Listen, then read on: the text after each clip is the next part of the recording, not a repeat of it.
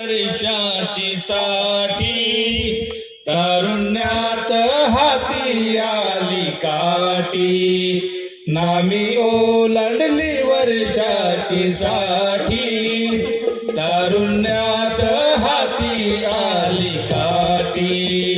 ही माझी काठी ना केळाची, ही माझी काठी ना केळाची आहे लुळ्याची साथी, नामी ओलांडली वर्षाची साठी तारुण्यात हाती आली काठी, नामी ओलांडली वर्षाची साठी तारुण्यात हाती आली काठी.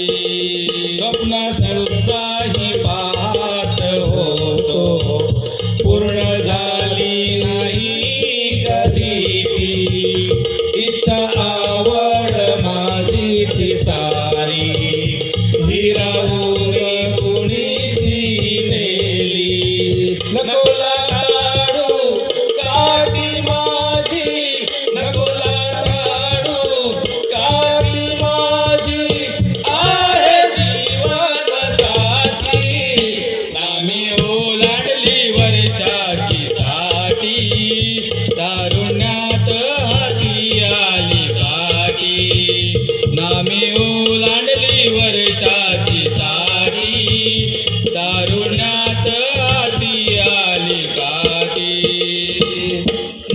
नको वाटे हे जीवन माझे, हात माझ्याच माझ्यावर फिरले, गमनासाठी हे जीवन जगावे, या क्षणी मला मरणाने न्यावे. स्वप्न सारी पूर्ण झाली, स्वप्न सारी पूर्ण झाली, आता उरलेले काही, नामी ओलांडली वर्षाची साठी तारुण्यात हाती आली काठी, नामी ओलांडली वर्षाची साठी तारुण्यात हाती आली काठी.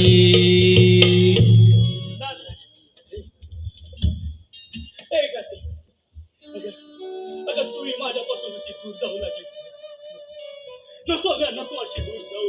कारण तुझ्या बिना बाबा आहे, बिन आधाराचा खरं घ्या, बिन आधाराचा खरं.